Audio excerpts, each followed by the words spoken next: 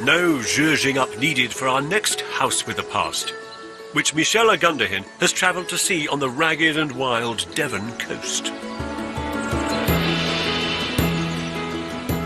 This is Coastal House, a 100-year-old farmhouse magically reinvented and brought into the 21st century, yet still in touch with its humble origins.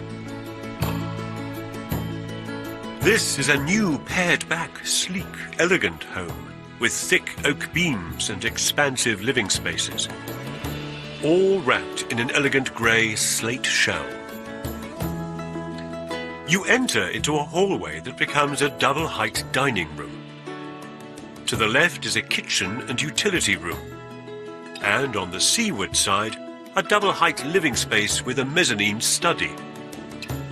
The hallway continues all the way up to the first and second floor, with 5 charming bedrooms.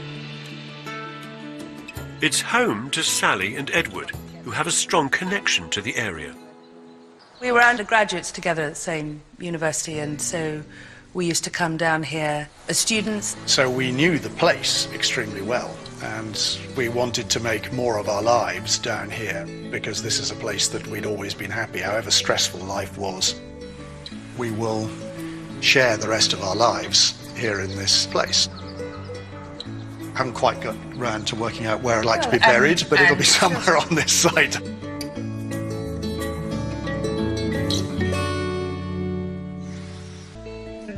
Oh, wow! Sally and Edward have stripped back the inside to uncover the best of the old building.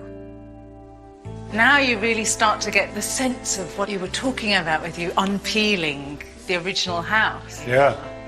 So were all these walls completely obscured? Yes, they were all clothed in plaster. What this design allowed us to do was to reveal the stone walls inside. It certainly feels as though what we're doing is honest, if you like, to the original construction of the house. The judges praised a scheme that is rooted in place, rich in history, but also rich in contemporary detail and delight.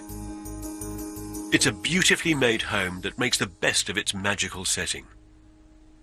Standing here in the middle of this house, you can see the sea, the front drive, the walled garden, and behind me the old oak tree. So right in the centre of this big old house, you still feel incredibly connected to the surroundings. Wherever it can, this building brings you closer to the outdoors. These window seats are a new opportunity to sit and gaze, a nice touch from the architect, Steph MacDonald. Details like this are delightful social touches, blessing the building with a great deal of humanity and banishing decades of thoughtless design.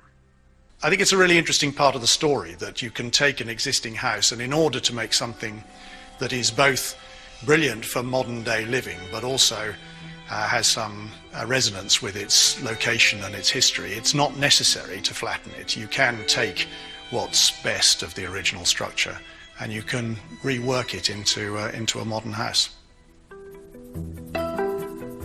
Old places are complicated to work on. The simple rigour of new build didn't apply here. Every detail had to be crafted and adapted to where it comes in the building. New work reinterprets the place's existing materials in a lighter language, such as the staircase designed by Steph. What an elegant way of adding strength and lightness. Steph hasn't stopped at balusters, though. She's also treated structural columns in the building as crafted objects in the same way. They were made in Somerset by Jonathan Dethier and James Bryce. Each one of those columns would have taken about 4 to 5 hours.